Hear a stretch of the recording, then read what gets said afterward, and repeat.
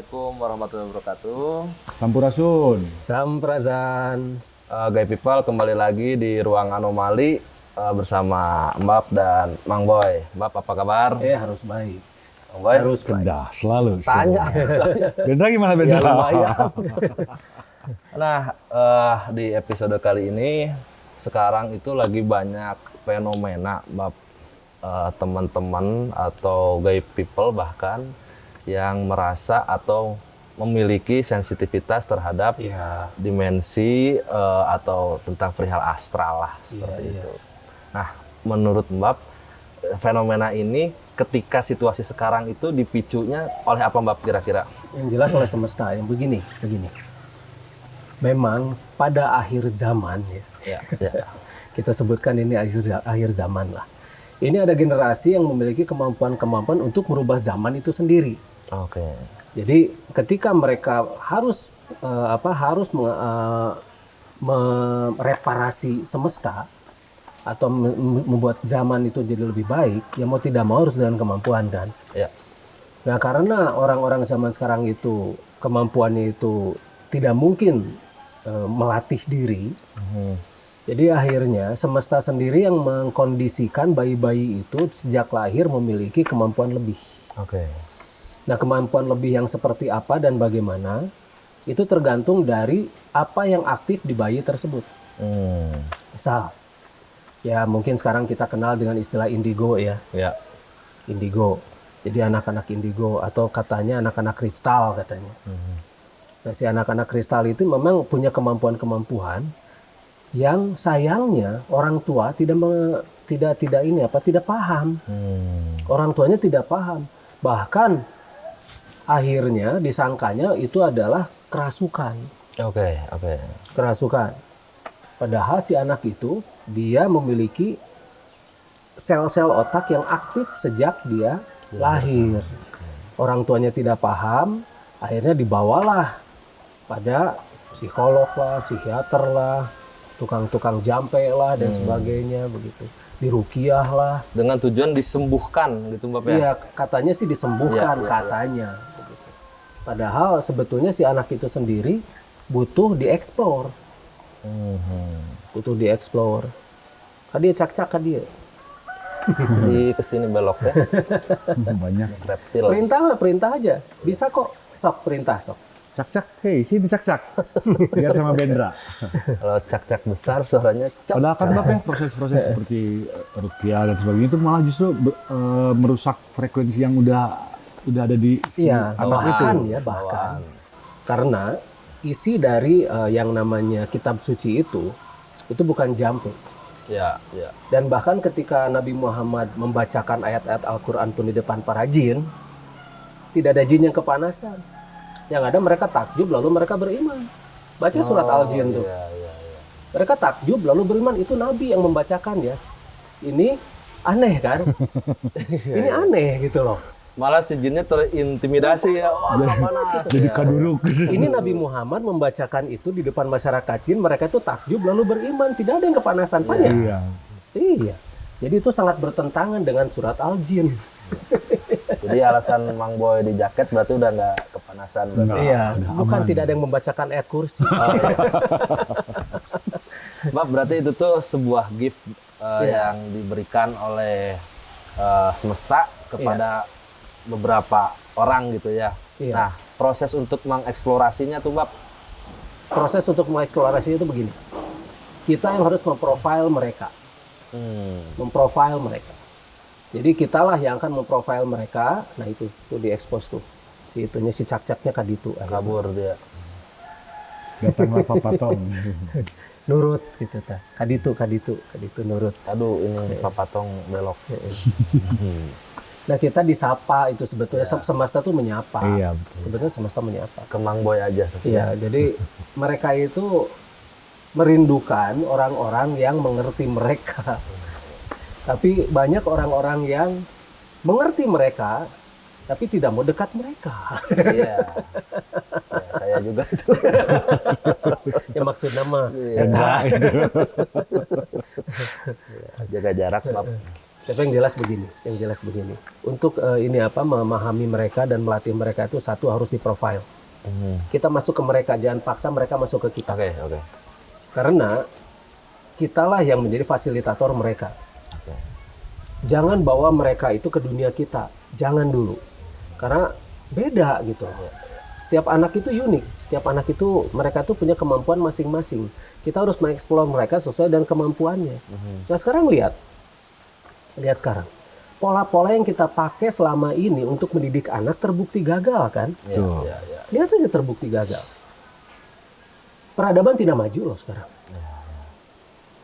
Dengan cara menyeragamkan anak. Anak diseragamkan pengetahuan.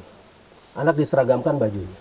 Anak diseragamkan perilaku dan pola pikir dan sebagainya diseragamkan. Maju nggak ini peradaban? Tidak kan? Tidak. Tapi ketika kita mendidik anak itu dan keunikan itu muncul sebagai dirinya, mereka akan bisa bekerja sama untuk saling memakmurkan, lalu benar-benar planet ini akan mereka bangun. Nah inilah fungsi anak-anak kristal atau generasi kristal atau anak-anak indigo itu. Anak-anak yang nanti akan menggantikan kita untuk membangun planet ini menjadi lebih baik. Cuma sayang kemampuan mereka diberangus.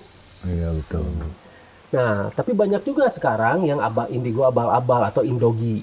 Indogi atau lebih kalau yang di rumah terus berarti IndiHome, Mbak. IndiHome. Iklan. Iklan. Oh, iklan.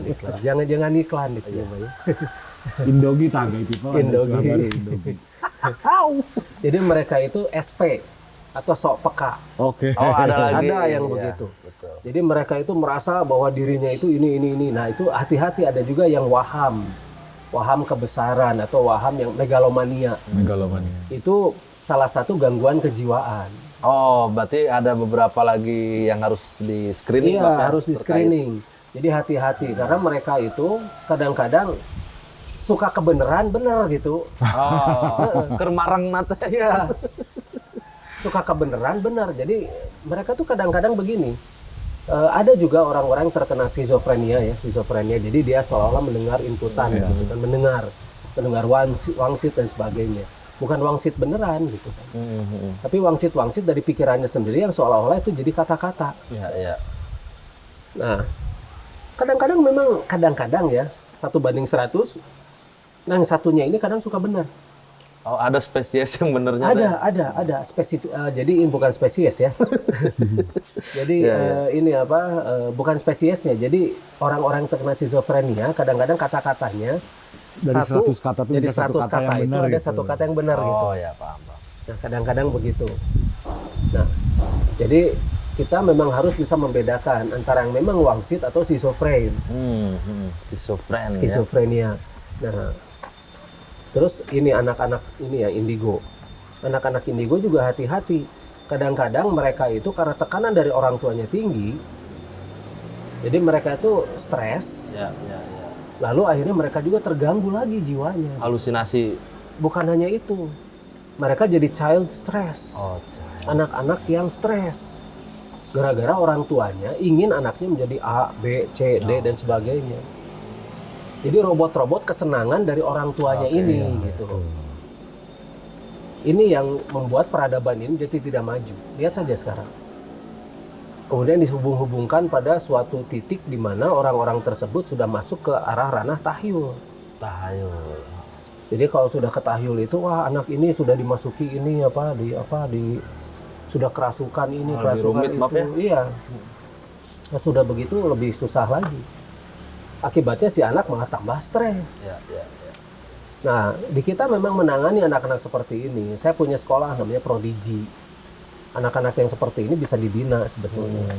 Kita latih orang tuanya juga untuk membina anaknya agar menjadi lebih baik. Tapi memang harus dilepaskan dulu dari sistem yang sudah sekarang ada. Jadi anak-anak semacam begini jangan disekolahkan. Jangan. Harus dididik secara khusus. Ya. Spesial soalnya. Spesial anak-anak begini tuh antik lah gitulah ya. Kalau ada sekolah itu ya si Profesor Xavier ya. Xavier. Iya. Itu bagus itu. Itunya. Bab, kan Bab kalau misalnya profiling nih suka mencari koordinat atau titik-titik tempat yang mempunyai energi yang cukup bagus gitu ya, yang besar apa segala macam. Nah, kaitannya dengan kecerdasan atau kesensitivitasan hal spiritual itu korelasinya seperti apa, Mbak? Yang Tempat jelas dengan begini. orangnya tuh. Yang jelas begini, suatu tempat yang energi besar itu akan mempengaruhi manusia-manusia yang tinggal di sana seharusnya ya. Seharusnya. Apalagi anak-anak yang indigo ini. Oke. Nah, anak-anak indigo itu memang butuh tempat-tempat yang punya akselerasi energi yang besar. Nah, gampang sebetulnya mengukur tempat itu. Tinggal acungkan saja anomali magnetik detektor. Nah, kalau anomali magnetiknya tinggi, berarti tempat itu ada sesuatu. Ya, ya, ya. Nah, si anak-anak itu bisa mengakselerasi dirinya di tempat seperti itu. Asal orang tuanya menjadi fasilitator si anak gitu. Dibimbingnya Iya, ya. dibimbing. Orang tua itu kan pembimbing, bukan menjadikan anak sebagai robot-robot mereka. Berarti ini kita buka pikiran lagi nih Mang Boy ya. Terkait tempat-tempat itu kan selalu distigmakan terkait tentang Keramat. keramat, terus Wingit. nantinya urusannya musrik apa segala macam. Iya, Nah, iya. kalau misalnya gay people di ruang anomali kita lebih terbuka bahwasanya ini ada korelasi energi antara tempat dengan si manusianya. Betul. Kurang lebih gitu, Maaf ya. Betul. Sebenarnya masalahnya memang kita tidak menyembah tempat. Iya, iya, iya, iya. Jangan sampai memang tempat itu disembah, gitu, dituhankan dan sebagainya gitu. Jangan sampailah dibuat seperti itulah. Masalahnya sekarang, kenapa orang-orang itu malah menyembah atau bisa menuhankan tempat tersebut? Itu yang jadi masalah. Iya, ya. iya. Enggak. Tempat-tempat seperti itu memang spesial, tapi tempat itu bukan untuk disembah, Iya, iya. begitu. Kalau misalnya Mbak, kemungkinan bahwa si tempat itu tuh Mang Boy, karena mereka sudah mengerti ketika kita bisa sinkronis dengan tempat itu bisa memiliki sesuatu yang lebih, lalu diblok gitu Mbak, jangan ke situ karena dengan urusan agama ABCD gitu, ditutup gitu loh Mbak, Oh, kepentingannya gitu, mungkin Bisa nggak sih? jadi itu. Ya bisa saja seperti itu. Ya salah satu contoh ya, ini di Gunung Padang Oke, Cianjur. iya. Kan saya neliti di sana tuh. Di sana ada tulisan sebesar di spanduk gitu ya. Dilarang melakukan ritual agama di sini. Ya kalau kita harus sholat di sana gimana? Dilarang atunya. Iya, iya, iya, iya. Kita terpaksa sudah waktunya misal kita melakukan ritual di situ kan. Ya itu kan masalah nggak gitu kan. Nah jadi begini, kadang-kadang orang-orang itu berpikirnya itu pendek. Begitu. Nah, ini. Berpikir sangat pendek. Dan bahkan pikirannya itu benar-benar mengganggu orang lain begitu loh. Udah pendek. Sudah pendek, ganggu orang lain. Orang mah kesana kita mau pariwisata, Iya, gitu kan? Orang mah kesana kita mau ngukur tempatnya itu. Tiba-tiba dianggap, wah tidak boleh, itu musyrik, itu syirik, gitu kan? Musyrik atau syirik itu apa sih, gitu kan? Iya, iya, iya, iya.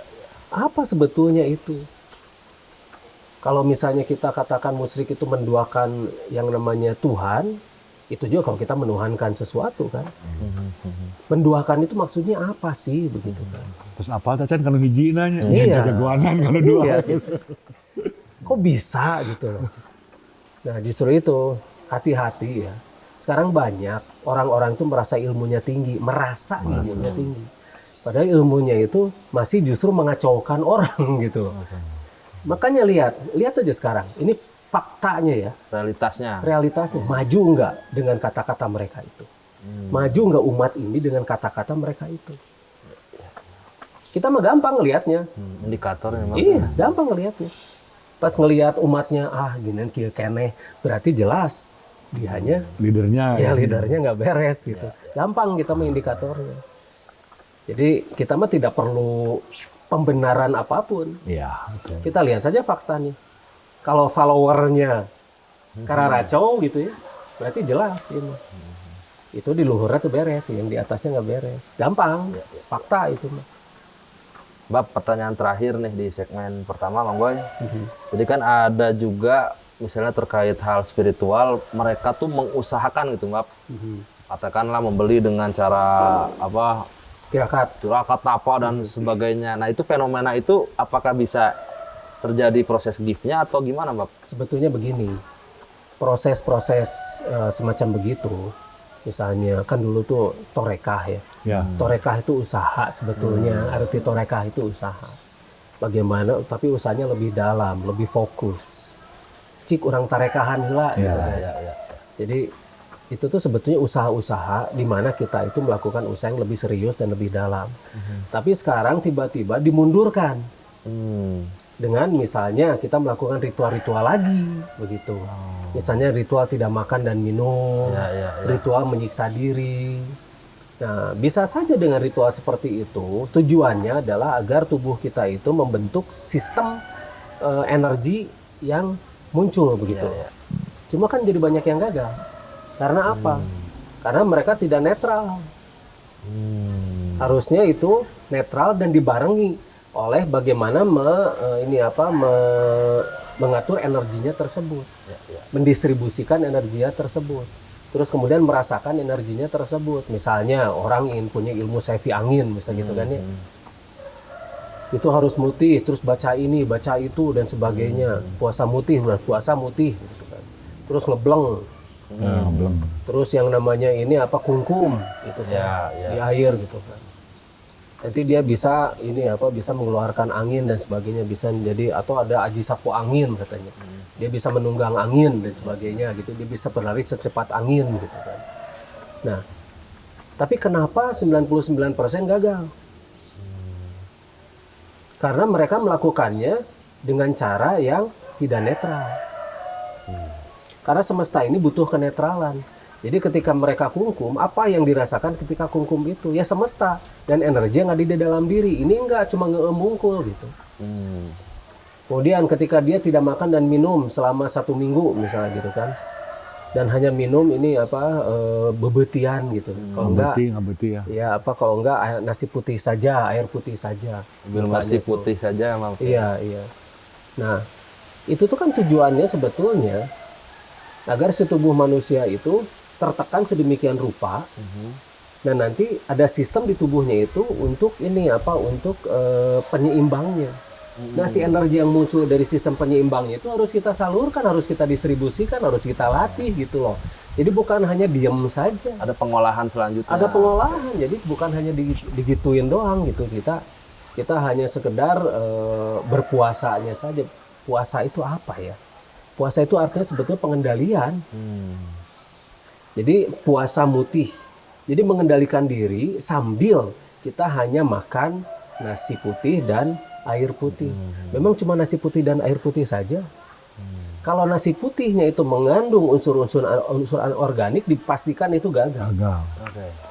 Pakai pupuk anorganik aja, itu gagal. Jadi nasi putih itu harus betul-betul organik juga. Karena apa? Karena unsur-unsur di dalam keorganikan itu dia akan membantu sistem kita. Jadi tidak ada racun di situ kan ya. Nah, kalau anorganik ada yang namanya arsenik. Organik ya. Anorganik itu arseniknya tinggi loh. Saya sudah ukur soalnya. Saya sudah pernah cek itu di Sukovindo. Jadi antara beras anorganik dan beras organik itu jauh lebih baik beras organik. Dan dilihat arseniknya, beras organik itu 0,01%. Organik itu bisa 2. Jadi manusia itu kalau anorganik itu bisa 2. Makanya manusia itu sekarang tuh makan racun sedikit demi sedikit, iya. Ya gimana mau bisa itu mengakselerasi selnya? Oh, jadi Mbak si salah satu ritual yang mati geni, mutih segala macam itu bisa dibilang itu sebagai salah satu usaha untuk mengaktifasi itu mengaktifasi si sel-sel mitokondria. Nah, itu. Nah, sel mitokondria itu akan teraktivasi dan si kladnya itu mati. Yang ada pembatas sel mitokondria namanya klad. Nah, si klad itulah yang membatasi sel mitokondria itu untuk mengeluarkan energinya. Jadi hanya sekitar 2,5%. Nah, itu yang sebetulnya dibuat sedemikian rupa kita dengan membatasi makan dan minum agar ada aktivitas dari sel mitokondria yang meningkat gitu. Itu harus di manage dong. Ya, betul. Jangan hanya sekedar kita begitu saja terus diem. Harus di manage. Bagaimana kita memanage si energi yang dihasilkan dari itu. Nah, barulah bisa gitu loh. Akhir kita ketemu di segmen kedua.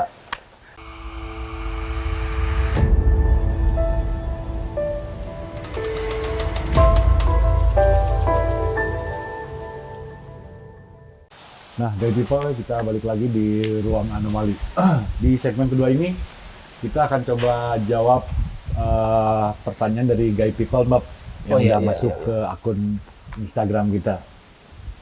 Apa? Eh, Instagram. Instagram. Akun Instagram. Mantep ya. Ada yang menarik, banyak sih Mbak pertanyaannya, tapi ya ini yang menarik nih. Punten mau tanya Mangga. dari Dadan_Hardani. Hmm. Akselerasi sel manusia kan dibatasi jadi 2,5%, Bang. Pertanyaannya, kenapa harus dibatasi 2,5% dan apakah makhluk astral juga dibatasi kemampuannya? Iya, iya. Begini, kenapa harus dibatasi? Agar manusia itu tidak merusak planet. Sekarang terbatas saja sudah merusak planet Ya, ya. oke. 2,5% yang ngerusaknya udah gila-gilaan. Apalagi kalau misalnya 40% kemampuan manusia seperti Superman. Wow. Bisa terbang ke sana sini, Jelung-jelung, hembusan super begitu kan. Terbang sana sini. Terus ini apa? Terus bisa menghancurkan hanya dengan sekali pukul suatu benda-benda yang sangat besar begitu. Waduh, cilaka 2 gelas. Iya, iya, betul. Bersin, kalau misalnya bersin aja bolong atau ini tanah. Aduh. Itu sekarang 2,5% saja manusia ngerusaknya itu sudah sangat luar biasa. Bayangkan kalau misalnya lebih dari itu. Makanya kenapa untuk planet yang tipe M seperti kita, itu manusia-manusia itu dibatasi 2,5%. Dan sekarang turun lagi. Turun lagi. Karena mulai dari pola hidup ya. Mulai dari makanannya, mulai dari polusi udaranya, mulai dari atmosfernya yang sekarang itu sudah mulai menyedihkan dan sebagainya. Nah, sekarang paling di 1,8. Hmm. Sebetulnya 2,5% itu ya, manusia itu umurnya bisa 5.125 tahun loh, satu Oregon. Hmm. Kalau sekarang 1,8, itu ya umurnya pendek-pendek. 60 sekian. Iya sekian lah, Sekian. iya sekian lah. Nah kalau si astralnya sendiri Mbak, Nah kalau kaum astral juga itu Dibatasi sebetulnya nggak? ya dibatasi tempatnya ya dan dimensinya. Oh. Jadi mereka itu sebetulnya bisa keluar masuk dulu mah ya, dimensi kita. Karena memang mereka sudah punya teknologi-teknologi pembuka portal. Tapi sekarang kan regulasinya melarang itu. Tapi manusia bisa memanggil itu dengan energi manusianya. Bisa memanggil makhluk astral datang ke kita gitu ya. Bisa sebetulnya. Hanya ya itu dia. Nanti semua energi kita dimanfaatkan oleh makhluk astral itu. Karena dia kan masuk ke sini butuh modal ya energi. Ada konsekuensi ya, Mbak ya. Iya. Bahan bakar ya. Iya, maka kenapa orang-orang yang punya makhluk astral sebagai pendampingnya atau khodam-khodam itu. Kodam ya. Nah, mereka itu sering diserap energinya oleh makhluk astral itu. Makanya rata-rata orang-orang yang punya hal seperti itu jarang sekali hidupnya sukses. Jarang. Jadi mereka punya kemampuan misalnya, punya kemampuan menggunakan makhluk astral bisa punya tamparan yang sangat kuat. Ya, ya, ya. Jarang yang jadi pengusaha sukses. Sok jarang sok lihat. Karena si makhluk astralnya itu ngagokan pisan gitu. Oh. Ngagokan tuh bahasa Indonesianya apa ya? Menghalangi, Mengkagoki. menghalangi jalan. Kalau yang ngantuk terus itu juga diserap Mbak. Belum tentu. Oh, Tri. Belum tentu itu mah bisa jadi bawaan orok atau kutukan. Mungkin kutukan kalau yang ini. Ya, yang ini mah fix kutukan. Lanjut Bukan, Bang Boy. yang ini mah bukan kutukan, kutuan nih. Nggak, tadi ada yang menarik, Mbak, planet tipe M. Iya. Tipe M di sini ya, bumi ini planet tipe M atau tipe middle, tipe manusia lah. Oke. Jadi tipe yang di dalamnya itu ada life support untuk kaum-kaum yang 2,5%. Oke. Ada juga planet yang tidak disupport seperti itu, tapi makhluk-makhluk yang di dalamnya juga nanti berbeda. Begitu. Jadi Mungkin mereka ada life punya- support juga, tapi tetap ada kehidupan. kadang-kadang ada, gitu. Oh. Tapi banyaknya enggak. Oke. Live supportnya alpha gitu. Udah diam kamu nggak ngerti. Nah, ada lagi Mbak pertanyaan nih dari Ihwan Fasihin. Apa yang difasihin? Kita Fasih. sering mendengar istilah kayangan, tempat para dewa atau manusia linuwuh berada. Linuwih. Linuwih. Aduh, calistung dulu. Ini tulisannya kecil-kecil nih. Oh iya maaf. Juga ditampilkan dalam pertunjukan wayang dengan tokoh utama Semar, Cepot, Dawala dan sebagainya. Kupat kepot tinubala. Apakah cerita itu dulu pernah benar terjadi atau hanya sekedar proyeksi pikiran dari seorang dalang? Nah, dalang itu adalah aktor intelektual. Ya, betul. Nah, jadi bagaimana aktor intelektual tersebut menggambarkan tokoh-tokoh pewayangan tersebut ya. Ya. Mengapa disebut wayang? Wayang itu artinya kenapa muda. Wayang. Wayang. Segantar kanu sastra genre ruas sih. Ya. Wayang. Sastra janda hayu ningrat. Kenapa nu dihayukeun ningrat unggul? Ada urang. Yang gak ningrat nggak hayu. Yang tidak ningrat nggak hayu.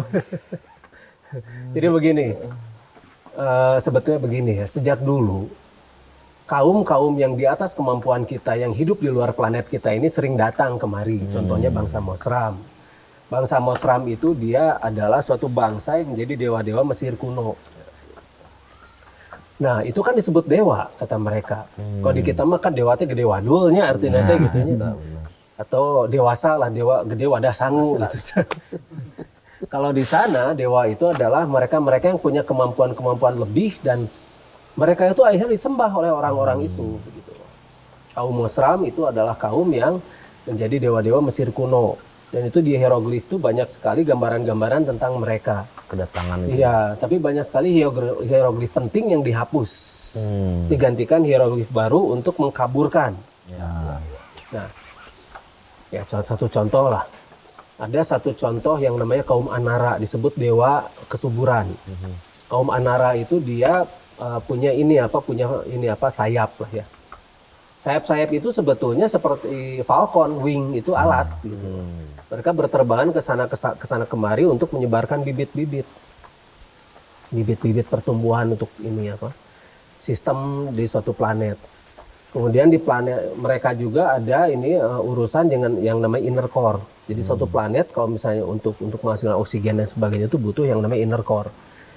Nah, inner core ini harus dipelihara juga begitu. Inner core itu bukan di dalam magma ya, karena magma itu pendingin ya, fungsinya pendingin ya. Nah, itu tuh dia menghasilkan berbagai macam seperti gravitasi, kemudian menghasilkan oksigen dan sebagainya untuk planet ini. Ini mengelola tanah dan sebagainya. Jadi inner core itu sebetulnya teknologi nano. Sebentar, ada suara teknologi purba. Ya. Flintstone. Ya kan kalau yang suaranya masih kencang begini tuh purba banget. Nah, sebetulnya teknologi masa lalu itu tidak seperti ini. Kita direkayasa agar teknologi kita itu selalu seperti ini. Dibatasi betul teknologi kita itu. Makanya disebut parahiang gitu ya. Disebut parahiang. Nah, itu fungsi parahiang itu sendiri mereka yang pendatang dari luar ke sini gitu. Mereka ngahariang di atas. Tinghariang di atas itu kan. Terbang menggunakan anti gravity. Sebetulnya saya sudah bikin anti gravitasi itu. Hanya itu tidak bisa nanti dulu dikembangkannya ya. Nanti lagi. Nah itu tuh jadi kalau misalnya anti gravitasi berarti kita harus bisa membuat suatu device yang bisa menolak gravitasi bumi. Berarti dia harus mengeluarkan medan magnetik yang searah dengan medan magnetik bumi. Nah, tergantung dari tekanan dan kebutuhannya juga. Nah, terus seperti tadi yang tokoh-tokoh seperti Semar gitu kan. Semar itu sebetulnya Zenmar atau Zena Amnaruta. Zena Amnaruta ini adalah seorang tokoh yang dia itu menjadi guru dari berbagai macam peradaban dan kebudayaan, bahkan itu sampai keluar bumi. Jadi dia adalah seorang yang berjuluk ark itu bahtera, ki itu energi, ti itu dari, rem itu ketika semua planet itu dalam satu jalur rem, a itu anak. Arkitirem. Iya. Jadi dia itu Zenmar, Zena Amnaruta, jadi anaknya Amnaruta. Nah, makanya kebijaksanaannya itu bisa dipakai di mana-mana. Dia menyamar menjadi wujud-wujud yang jelek. Karena nu asli nama kaset pisan gitu. Yang aslinya mah beda lah, wujud aslinya beda. Nah, itu beda lagi dengan Semar gitu ya, dengan Zenmar. Nah, terus untuk tokoh-tokoh tadi, kan itu hidupnya kan di luar kan ya. Disebut kahyangan itu adalah suatu tempat, mothership-nya gitu kan. Mothership-nya, jadi kapal induk mereka yang di atas, gitu. Nah, itu disebutnya kahyangan. Nah dulu pernah ada satu tokoh Ringgamana namanya, yang baung pisan itu, yang dia ngacak-ngacak itu orang-orang itu orang-orang yang pendatang-pendatang itu yang mau menguasai ini. Jadi istilahnya mengacaukan para dewa. Jadi dulu mah dikenal dengan nama Sun Gokong atau Son Goku gitu kayaknya. Padahal ada tokohnya tuh namanya Ringgamana. Dan memang dia juga nanti kelakuannya tuh seperti itulah kerak, Kelengean. dia kelengean, dia kumaha monyet gitu. Ada itu tokoh-tokoh semacam begitu tuh. Cuma memang itu dirubah menjadi bahasa kaum. Oh iya. Bahasa kaum. Jadi oleh aktor intelektual ini atau dalang-dalang ini dirubah menjadi bahasa kaum dan dituturkan secara turun-terumun. Turun-temurun mah sampai 3-4 itu generasi. Kalau sampai ratusan generasi berarti turun-terumun. Jauh soalnya. Jauh. Nah, jadi ini ada memang ada ya. Ada. Ya, cuma masalahnya ternyata yang disebut dewa-dewa itu adalah alien. Jadi mereka orang-orang yang memang punya kemampuan lebih gitu kan.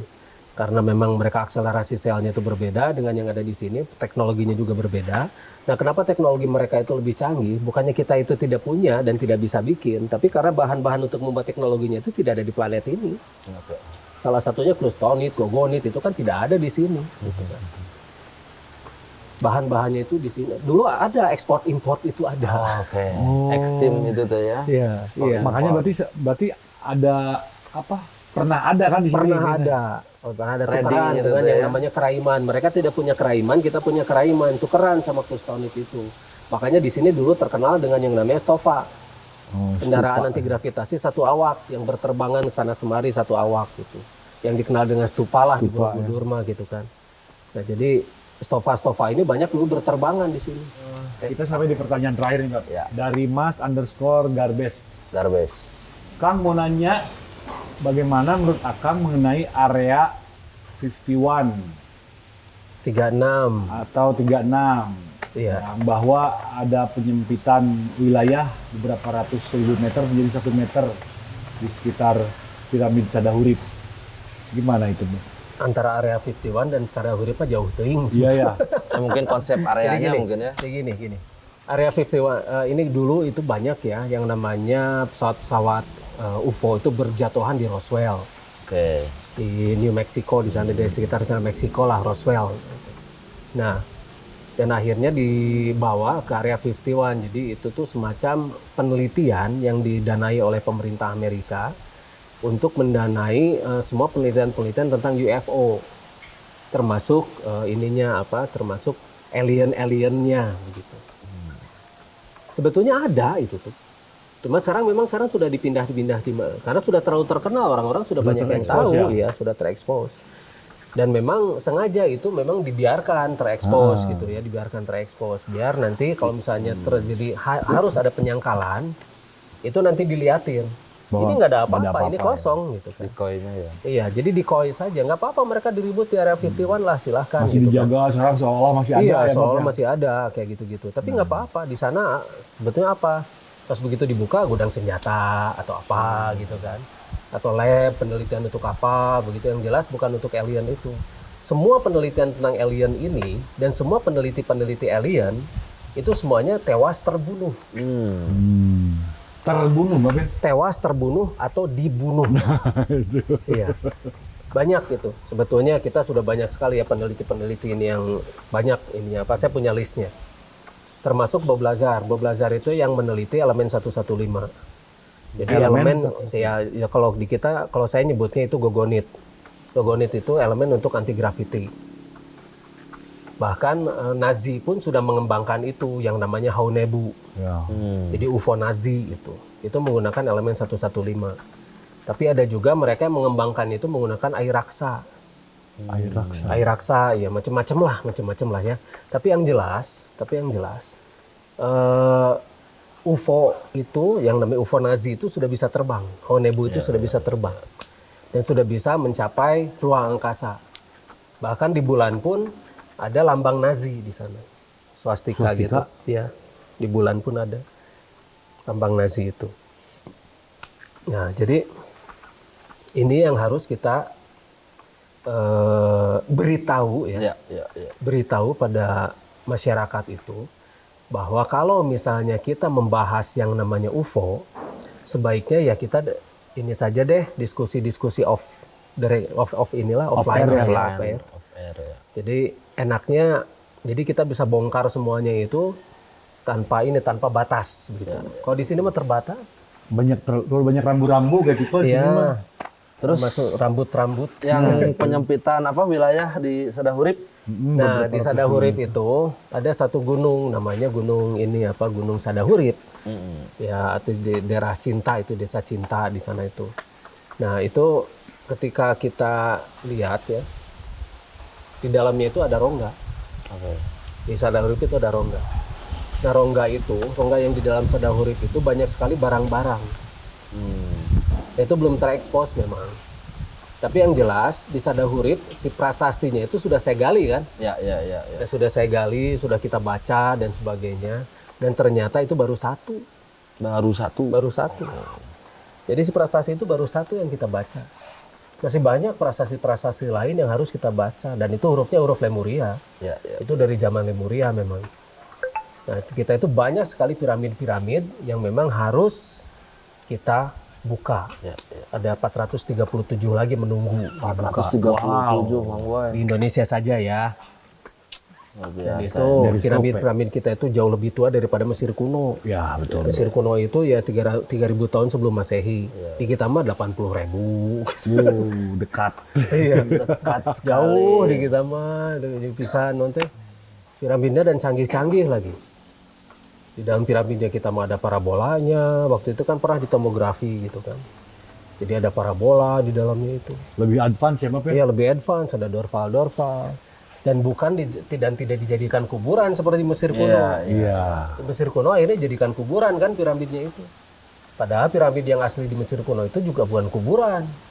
Itu tempat penyimpanan, itu hanggar-hanggar pesawat mereka yang dulunya bisa buka tutup seperti itu. Akhirnya karena si dewa-dewanya pergi, raja-rajanya ingin ikut para dewanya. Akhirnya mereka tinggal di situ. Iya, Sudah ingin ikut. diajakan. Siapa tahu nanti mereka bisa si energi dan si ingatannya itu bisa dipindahkan memorinya ke jasad yang baru. Oh, oke. Berarti si konsep piramida itu teh benar. Fifth Element banget itu film si Bruce Willis zaman dulu ya, Pak. Iya, Fifth Element. Karena Dewa-dewanya datang lagi teh kan gitu. Iya, karena begini. Sebetulnya itu mereka itu punya teknologi untuk mengklon. Mengklon manusia. Karena mereka punya satu bakteri namanya Enalus. Nah, si bakteri Enalus ini kita nggak punya gitu. Jadi mengklonnya itu benar-benar identik. Kita memang sudah ada cloning untuk manusia. Di sini juga sudah ada cloning itu. Manusia pun sudah ada cloningannya, cuma tidak diekspos gitu kan. Yang diekspos itu si Dolly, biri-biri itu itu yang di cloning. Ya kalau biri-biri bisa, kenapa manusia nggak bisa gitu kan? Logikanya kan ke sana sebetulnya. Berarti manusia cloningan itu sebetulnya udah kumalendang, Pak. Sudah kumalendang, rumingkang di bumi alam. Aduh. Coba kumalendang tuh lebih ke bahasa. Ini kamu cloningan bukan? Ya mah klonin. Klonin. Bukan cloning, klonin. Nah, jadi sebetulnya mereka itu yang ditanam atau misal mereka diam di dalam piramidnya itu mereka ingin diklon oleh kaum Mosram, lalu si ingatannya itu dipindah dan energinya diperkuat. Jadi manusia baru lagi yang disebut ascending. Ascending disimpan di planet baru yang sangat nyaman dengan teknologi-teknologi yang sangat lengkap. Jadi apa yang mereka inginkan itu ada dan umur mereka bisa ratusan bahkan ribuan bahkan jutaan tahun ya. Nah itu kan yang sebetulnya dicita-citakan oleh orang-orang tuh yang disebut swaraga itu ya. Iya. Oke. Swaraga itu jadi raga mereka itu sudah tidak perlu diapa-apain lagi dan mereka bisa bisa mandiri begitu raganya itu. Tidak perlu alat-alat bantu seperti sekarang. Makan dan minumnya juga bisa kapan dan entah itu. Jadi itu dalam arti mereka tuh sudah bisa memanage sendiri si raganya itu, tidak butuh segala macam gitu. Mungkin orang-orang mengatakan sekarang itu artinya surga itu ya. Iya. Maaf kalau yang benar ascending tuh apakah kalau bahasa kitanya ngahiang gitu? Nah, itu ngahiang lah. Ya, ngahiang Maksa kurang, gitu, kurang Bab, lebihnya iya. ya Bab ya. Iya, ngahiang. Cuma kalau yang sekarang-sekarang kebanyakan ngaharieng. Ngahari yang Dariem di bawah gitu tanpa Macet, kemajuan. dan ngahareleng. Ya, Aduh. kita ini aja dulu ya. Oke. Nanti kita lanjut ya. Ya Pipa mungkin nggak semuanya nih, nanti Iya. di episode selanjutnya kita bahas lagi ya. Iya, kita bahas lagi. Karena bukan apa-apa, nanti kita juga harus memasukkan insertnya. betul. Gitu. Kalau dibahas semuanya itu nggak bisa satu episode kayak sekarang. Bisa puluhan episode mungkin. Ngobrol-ngobrol gini tuh. Oh, iya, Kapan kita MAG-nya? Tapi Mbak, ini masukan dari Gai Pipa, ternyata lebih banyak yang suka Forum ini. forum Iya, apa anomali. ini, Iya. ruang anomali, karena Iya. memang kita memang menunjukkan sisi edukatifnya Mbak ya, Ci. Iya, betul. Atau memang banyak yang suka juga itu MAG tapi mereka diam gitu. Mungkin. Atau jadi. mungkin ada opsi ruang anomali secara off air gitu. Ada nanti memang ada. Kemana Di off air, gitu Bisa saja. Jadi ruang anomali ini bisa kita nanti off air dan kita bisa nanti jalan ya. Ya. Kita jalan kemana? Ke satu situs misalnya. Situs ini ternyata mengandung anomali yang kuat dan luar biasa. Dan nanti mereka daftar dulu yang itu Ya, yang mau betul. ikut daftar dulu. Nanti memang kita ajarkan bagaimana caranya merasakan situs ini dan sebagainya. Bagaimana energi yang ada di situs ini sebetulnya bisa mengakselerasi sel tubuh dan sebagainya. Itu kita ada edukasinya juga di sana gitu. Jadi nggak hanya sekedar jalan-jalan lah. Ya, ya, siap. Wah, seru nih Gai Pipa, tunggu pengumumannya tunggu. Iya. Nanti kita umumkan. Oke, sampai Oke, di sini dulu. Bang Boy, Mbak, terima kasih. Sama-sama. Terima kasih juga ke Gai People. Sampai jumpa di episode berikutnya. Assalamualaikum warahmatullahi wabarakatuh. Sampurasun. Sampurasun.